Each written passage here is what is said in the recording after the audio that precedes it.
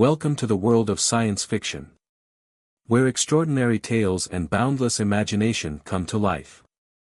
Enjoy the story and don't forget to subscribe. The hyperspanner slipped from Aaron Rich's fingers, clattering against the metal floor of his dilapidated repair hangar. The constant drumming of rain on the roof had finally found a rhythm that matched his heartbeat, monotonous and steady, just how he liked his days to be. "Damn it," he muttered, fishing the tool from beneath a pile of discarded engine parts. "That's the third time today, boss," Rusty whirred from the corner, his outdated servos grinding as he swiveled his cylindrical head.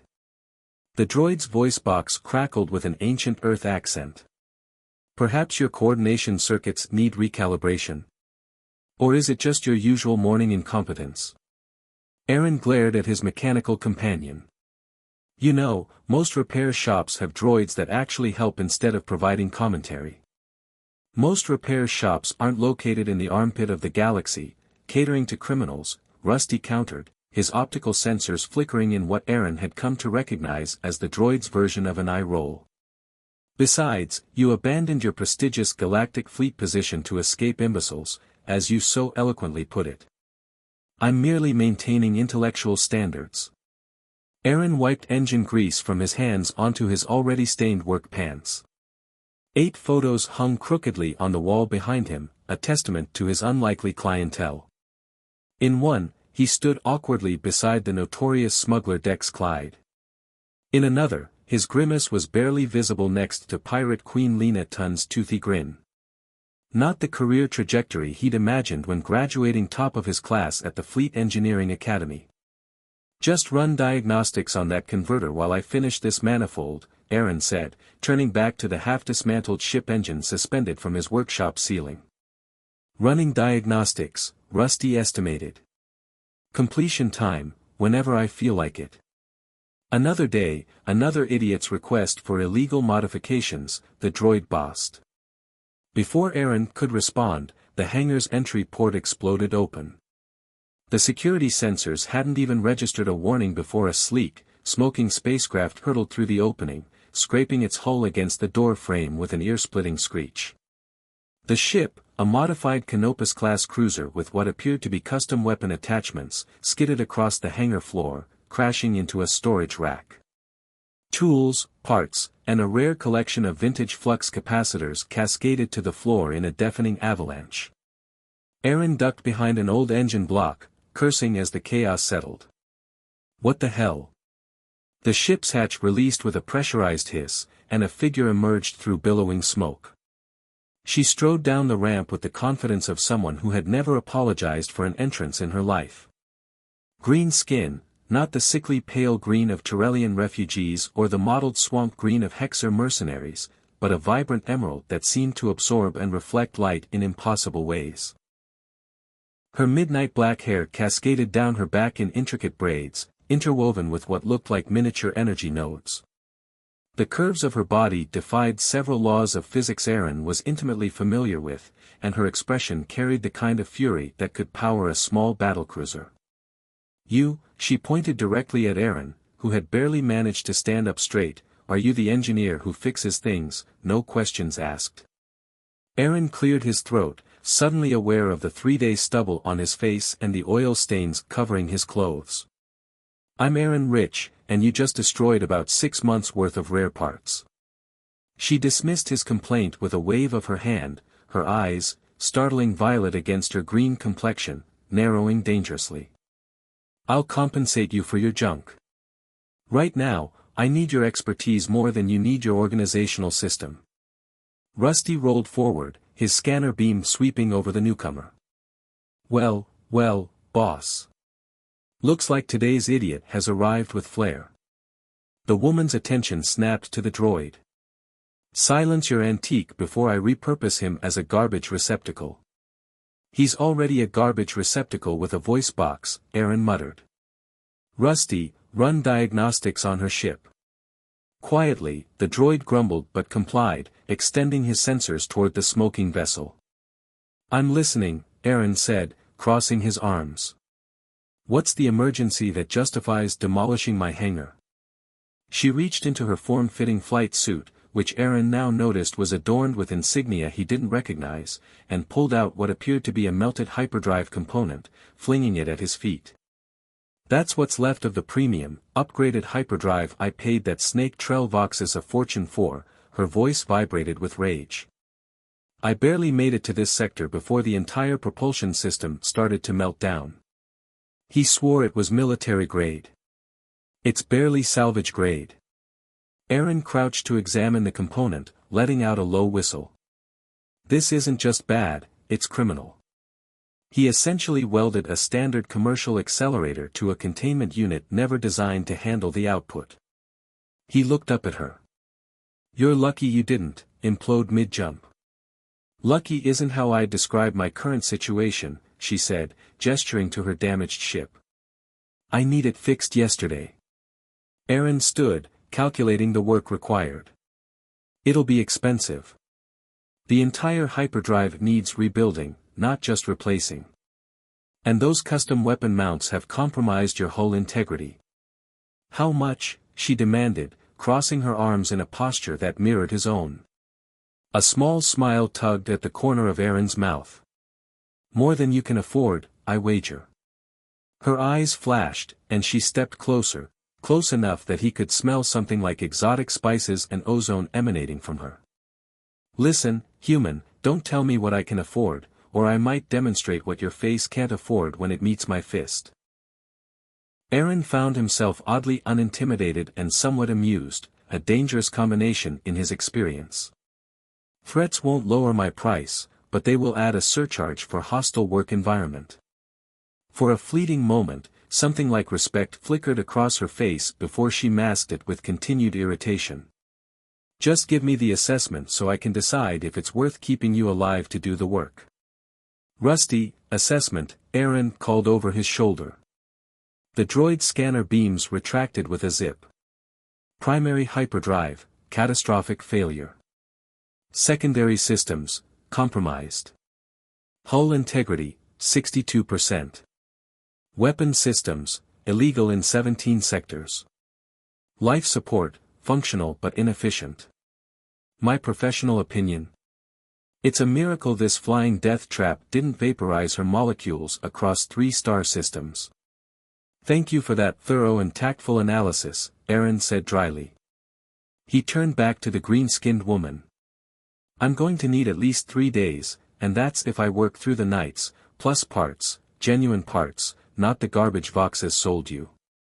She paced around her ship, examining the damage herself. "I don't have 3 days. I have 12 hours before I need to be in the Centauri quadrant." Aaron snorted. "Not in this ship, you don't. Not unless you want to arrive as scattered atoms." "Fine," she spun to face him, frustration evident in every line of her body. 2 days. Your best work. Name your price." Aaron grabbed a data pad and began calculating, inputting figures. While focused on the calculations, he absent-mindedly reached into his pocket, pulled out an energy bar, and broke it in half. Still focused on the calculations, he extended half toward her, a habit from long fleet shifts when he'd shared rations with fellow engineers during emergency repairs. The moment hung suspended in the air. The woman froze, her eyes widening as she stared at the offered food as if it were a live explosive. Behind him, Rusty's servos whirred to an abrupt halt. "What?" Aaron asked through a mouthful of energy bar, finally looking up when she didn't take the offered piece. The woman's skin began to emit a subtle luminescence, darkening to a deeper shade of green while simultaneously glowing from within. Her voice, when she finally spoke, was barely above a whisper. You just." She missed something critical, human. Aaron swallowed his bite with difficulty. "I'm missing a lot of things right now, including what the hell you're talking about." Her voice rose with each word. "On my planet, when someone breaks food and shares it, there. She seemed to struggle with the words. "You just proposed marriage to me." Aaron choked, coughing violently as crumbs went down the wrong way. "I what?" Rusty emitted a sound that could only be described as mechanical laughter. Oh, this is priceless, boss. I'd start composing your vows if I were you. Shut up, Aaron hissed at the droid before turning back to the woman, whose skin was now pulsating with light. Look, I wasn't, it's just food.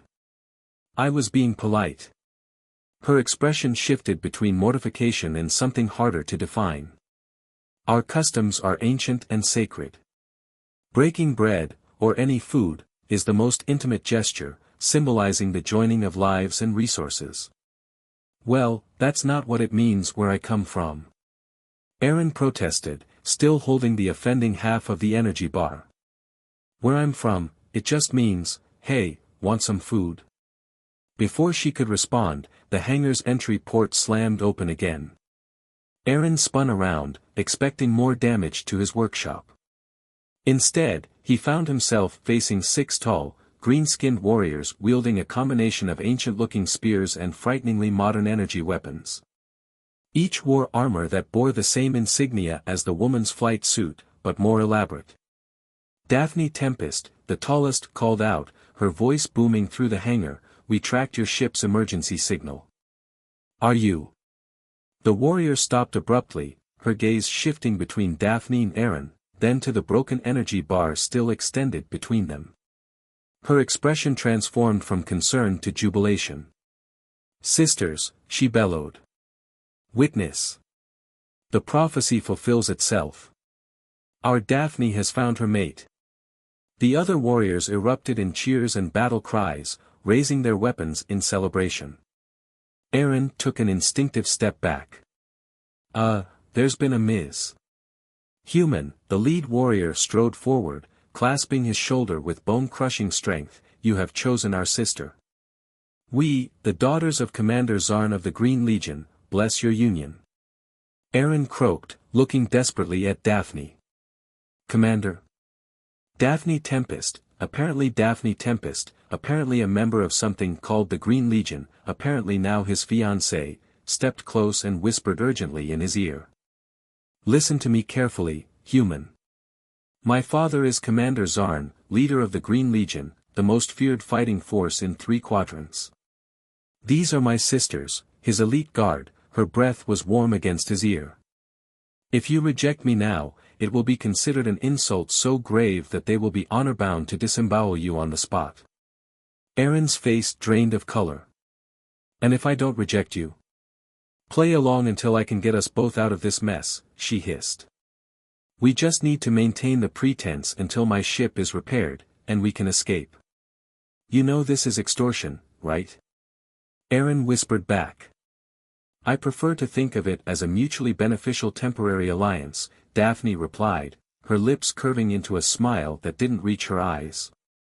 "Well, congratulations, boss," Rusty announced loudly. "You've graduated from fixing ships for criminals to becoming a political figure in interstellar diplomacy. Finally, your pathetic existence has become interesting." As the Green Legion warriors began to move equipment around his hangar, apparently preparing for some kind of impromptu celebration, Aaron realized his quiet, isolated life had just been vaporized as thoroughly as if he'd jumped to hyperspace in Daphne's damaged ship. Today was definitely not going according to plan. 6 hours after the worst, repair job, booking of his life, Aaron found himself crammed into the claustrophobic cockpit of Daphne's half-repaired ship, hurtling through the lower atmosphere of Nexus 7.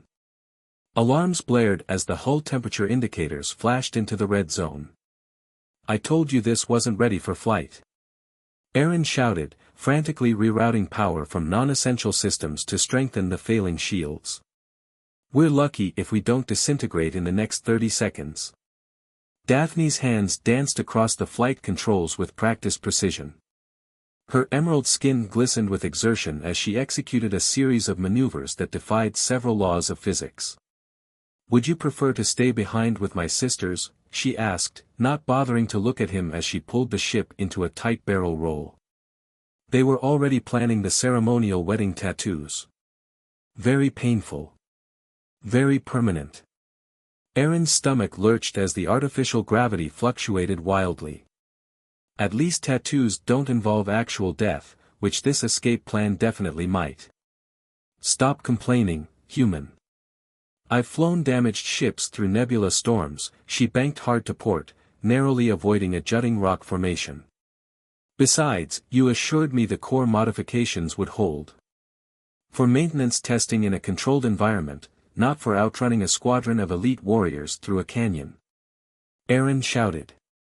From his secured position in the cargo hold, Rusty's voice crackled through the intercom. Congratulations on your first marital dispute, boss. Statistically speaking, couples who survive near-death experiences together report greater relationship satisfaction. Shut up, Rusty, they both shouted in unison. The ship shuddered violently as something struck the aft section. Warning indicators flashed across every console. That was a targeted EMP blast, Daphne muttered, her violet eyes narrowing. My sisters aren't trying to kill us, they're trying to disable us. How comforting, Aaron growled, diving beneath the navigation console and yanking open an access panel. Sparks showered his face as he jammed his hands into the circuitry. If I can override the security protocols, I might be able to scramble their targeting systems. How long? Daphne asked, wrestling with the controls as another EMP burst rocked the ship. Depends on how well the Green Legion encrypts their weapons systems. Give me 5 minutes, Aaron replied, gritting his teeth as he bypassed a series of security locks. You have 3, Daphne said grimly. Another hit like that, and we'll be dead in the air. Aaron worked furiously, sweat beading on his forehead as he rerouted power, bypassed protocols, and wrote a scrambling algorithm on the fly. His fleet training, which had felt so useless in his quiet life, suddenly became invaluable. Almost. He muttered, his fingers flying across the interface. Got it. Scrambling sequence initiated. Give it a moment to propagate. Daphne responded and started flying erratically, throwing off her pursuers. Outside, the pursuing Green Legion fighters faltered.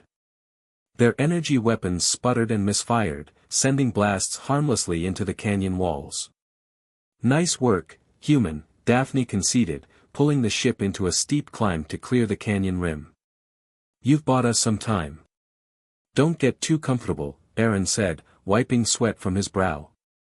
That was a temporary fix. They'll adapt quickly.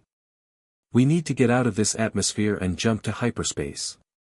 Easier said than done, Daphne replied, glancing at the damaged hyperdrive gauge. The system is still unstable. A jump now could tear us apart. We don't have a choice, Aaron insisted. Staying here means capture, and capture means, well, I'm not looking forward to those wedding tattoos. Daphne smiled grimly. Alright, but brace yourself. This is going to be rough. She steered the ship toward the upper atmosphere, the engine straining against the gravity of Nexus 7. As they broke through the planet's outer layers, the stars stretched out before them like a canvas of infinite possibilities. Here we go, Daphne said, initiating the hyperdrive sequence. The ship shuddered violently as the damaged system struggled to create a stable warp field. Alarms blared, and the cockpit filled with the acrid smell of burning circuits. Hold on. Aaron yelled as the stars warped and stretched around them. The ship lurched forward, plunging into the chaotic currents of hyperspace. The next few minutes were a blur of distorted visions and bone-jarring turbulence.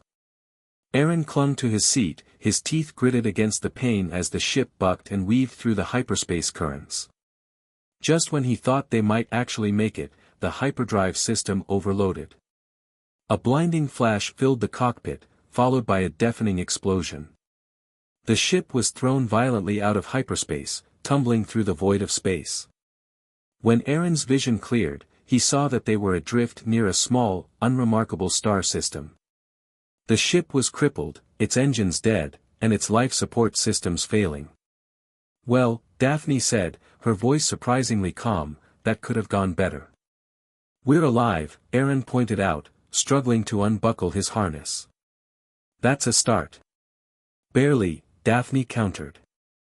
Life support is failing, and we're out of warp. We need to find a planet, any planet, and get this ship fixed before we suffocate or get picked up by space pirates. Aaron ran a diagnostic check. I might be able to reroute auxiliary power to the life support, but it'll only buy us a few hours. And the communications array is fried. We can't send a distress signal. Daphne sighed, running a hand through her braided hair. Of all the planets to end up near, why did it have to be the outer rim? There's nothing out here but dust and forgotten space stations. There's one planet, Rusty announced through the intercom. Designation: Gault Prime. A neutral trade planet. Mostly smugglers, mercenaries, and other unsavory characters. Daphne and Aaron exchanged glances. Gault Prime it is, Daphne said. It's our only shot. Daphne managed to restart the emergency thrusters, and they limped towards Gault Prime, a gray, industrial-looking world that seemed to exude an aura of greed and desperation. As they entered the planet's atmosphere, Daphne contacted the local traffic control. Gault Prime Control, this is transport vessel, Desperate Dream. Requesting permission to land. A gruff voice crackled back. Desperate Dream, you're clear for landing pad 7 at the scrapyard district. And keep your weapons holstered. We don't take kindly to troublemakers here. Daphne landed the ship with a bone-jarring thud on a landing pad littered with scrap metal and discarded ship parts. The scrapyard district lived up to its name, a sprawling maze of dilapidated buildings, seedy bars, and black market stalls. As they disembarked, Daphne and Aaron were immediately surrounded by a motley crowd of scavengers, merchants, and curious onlookers. Each face held a mixture of suspicion and avarice. Welcome to Gault Prime, a gruff voice said. A tall, gaunt man with cybernetic eyes and a blaster pistol strapped to his hip stepped forward. I'm Jax, and I run this little corner of paradise. What brings you two to our lovely planet? Daphne stepped forward. We need repairs. Hyperdrive is down, life support is failing. Can you help us? Jax looked at their ship with a calculating gaze. I can help anyone, for a price. But first, tell me, what do you have to offer? Daphne's eyes narrowed. We have credits. Enough to cover the repairs. Jax chuckled, a dry, rasping sound. Credits are good, but information is better. Tell me, what's a warrior from the Green Legion doing so far from home? And who's the human she's running with? Daphne stiffened, her hand instinctively reaching for her sidearm. Aaron stepped forward, placing a hand on her arm. We're just trying to get our ship fixed, Aaron said smoothly. No trouble. No secrets. Jax's cybernetic eyes narrowed. Everyone has secrets on Gault Prime. The trick is knowing which ones are worth trading. He paused, then smiled, revealing a set of metal-capped teeth. All right. I'll help you get your ship fixed. But in exchange, I want a little favor. Aaron and Daphne exchanged a wary glance. What kind of favor? Aaron asked cautiously. Jax leaned closer, his voice dropping to a whisper. Let's just say. I need a certain package delivered to a certain location. Nothing too dangerous. Just a little errand. And in return, I'll make sure your ship is spaceworthy again. Deal? Daphne looked at Aaron, her expression unreadable. They were trapped, with no other options. We have a deal, Daphne said finally. But the repairs come first. Jax grinned. Good. I like doing business with people who understand priorities. He gestured to a group of mechanics who began swarming around their ship. Get to work. I want this rust bucket spaceworthy by tomorrow morning. As the mechanics began tearing apart their ship, Aaron and Daphne were led to a seedy cantina in the heart of the scrapyard district. Jax poured them each a glass of murky, foul-smelling liquid. Drink up, he said. You'll need it. Gault Prime can be a dangerous place, especially for outsiders. Stick with me, and you might just survive. As Aaron took a tentative sip of the drink, he couldn't shake the feeling that they had just stepped into something far more complicated and dangerous than they could have ever imagined. And he had a feeling that this little errand Jax wanted them to run was anything but simple. The cantina on Galt Prime was a symphony of the senses, a discordant melody of stale liquor, cheap synth meat, and the low hum of illicit deals being struck in darkened corners. Aaron nursed his murky drink, trying to ignore the suspicious glares from the other patrons. "So," Daphne said, her voice low, "what do you know about this Jax character?" Aaron swirled the liquid in his glass, examining the oily sheen. "He's a middleman. Runs a network of smugglers and information brokers. Nothing moves through this sector without Jax getting a cut." "Trustworthy?" Aaron snorted. "Trustworthy is a luxury no one can afford on Galt Prime. But he's reliable. He keeps his word, as long as it benefits him." Daphne leaned forward, her violet eyes intense. "And this little errand? What do you think it entails?" Aaron shrugged. "Could be anything. Smuggling contraband, delivering a message, maybe even a hit. Jax deals in all sorts of shady business." Rusty's voice crackled through the comlink installed in Aaron's wrist device. "Boss, I've accessed the local network. Jax has a colorful history. Smuggling, extortion, weapons trafficking, the usual Galt Prime resume." "Anything about this particular job?" Aaron asked. "Nothing specific. But there's a lot of encrypted chatter about a package and a VIP client. Sounds like something big." Daphne sighed. "Great. Just what we needed. More complications." "We don't have a choice," Aaron reminded her. "We need this ship fixed, and Jax is our only way out of here." As if on cue, Jax approached their table, his cybernetic eyes glinting in the dim light. "All right, lovebirds," he said, slapping a data pad onto the table. "Here's the details on your little errand. I expect it done by tomorrow night." Aaron picked up the data pad and scanned the contents. It was a simple delivery job: transport a sealed container from Galt Prime to a rendezvous point on the outer rim of the system. The coordinates were precise, and the instructions were clear: no questions, no delays, no deviations. "Who's the client?" Aaron asked. Jax grinned, his metal-capped teeth flashing. "That's need-to-know information, and you don't need to know. Just deliver the package, get your payment, and be on your way. Understand?" Aaron nodded, his mind already racing. This was too easy. Jax was hiding something. "There's something else," Daphne said, her gaze fixed on Jax's cybernetic eyes. "You knew who I was before we even landed." "Who told you?" Jax chuckled. "Let's just say I have friends in high places. The galaxy is a small place, especially when you're a runaway bride from the Green Legion." Daphne's hand tightened on her glass, her knuckles turning white. "My father wouldn't." "Wouldn't what?" Jax interrupted. "Betray you? Use you as bait? Commander Zarn is a shrewd strategist, Daphne. He'll do whatever it takes to maintain his power." Daphne recoiled as if struck. Aaron placed a reassuring hand on her arm.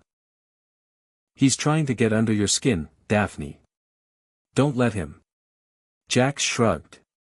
"Believe what you want. But remember, on Galt Prime, everyone has an agenda. Even your own family." He turned and walked away, disappearing into the crowd. Daphne stared after him, her face pale. "I don't believe him," she said, but her voice lacked conviction. "We can't afford to trust anyone," Aaron said. "Not Jax, not your father, and definitely not each other. We need to focus on getting this job done and getting out of here." "Where do we even start?" Daphne asked. "We don't know anything about this package, or who we're delivering it to." "Rusty might," Aaron said, tapping his wrist comlink. "Rusty, can you run a scan of the container?" See if you can find out what's inside. Scanning, Rusty replied. Give me a few minutes. This encryption is tighter than a hut's purse strings. While they waited, Aaron and Daphne discussed their next move. They needed to find out who was behind this delivery, and what was in the package. But they couldn't afford to draw attention to themselves. Galt Prime was a dangerous place, and they were already attracting too much interest. A few tense minutes later, Rusty's voice crackled through the comlink again.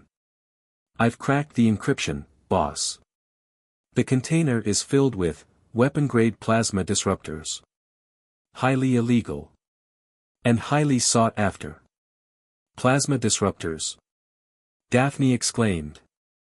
Those things are banned in most sectors. Who would want them? That's the million-credit question, Aaron said.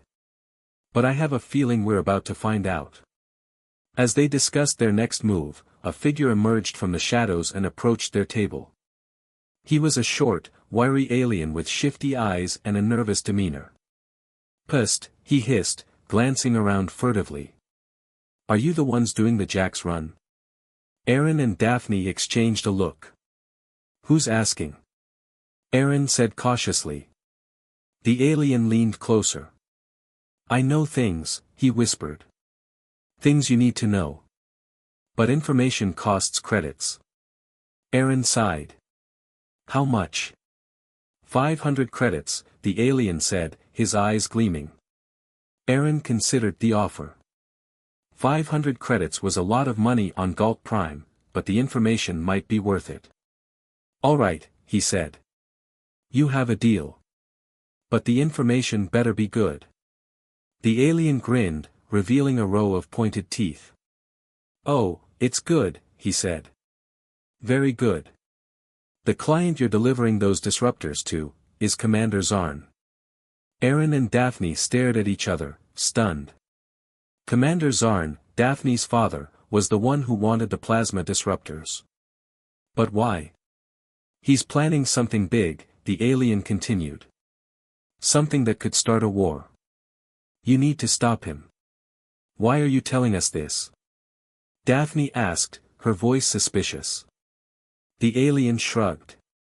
I don't like wars, he said. They're bad for business. Besides, Jax owes me a favor. This is how he's paying it back. Aaron stood up. We need to get out of here, he said. Now. They paid the alien his credits and slipped out of the cantina, disappearing into the crowded streets of the scrapyard district. They needed to find a safe place to discuss their next move, and fast. Where to? Daphne asked, her voice tight with anxiety. I know a place, Aaron said. An old friend of mine runs a hidden workshop on the edge of the district. He owes me a few favors. They navigated the labyrinthine streets, avoiding the patrols of Jax's enforcers and the prying eyes of the local scavengers. Finally, they reached a dilapidated building on the outskirts of the scrapyard district. Aaron knocked on the reinforced door, giving a prearranged code. A small panel slid open, revealing a pair of suspicious eyes. Aaron? Is that really you? A gruff voice said. It's me, Krell, Aaron replied. Open the door. I need your help. The door swung open, revealing a dimly lit workshop filled with tools, spare parts, and half-finished projects. A hulking alien with a scarred face and a cybernetic arm stood in the doorway. Aaron, you old dog. Krell exclaimed, clapping Aaron on the back. What brings you to my humble abode? We need a place to lay low for a while, Aaron said. And maybe a little help with a sensitive situation. Krell raised an eyebrow, his gaze shifting to Daphne. Who's your green friend? This is Daphne, Aaron said. She's complicated. Krell chuckled. Aren't they all? Come on in. Tell me what's going on. And try not to blow up my workshop. As they entered Krell's workshop, Aaron knew that they had found a temporary refuge. But he also knew that they were running out of time. They needed to figure out what Commander Zarn was planning, and how to stop him before it was too late. And they had to do it without getting caught by Jax, the Green Legion, or anyone else who wanted them dead. Gault Prime was proving to be a very dangerous place indeed.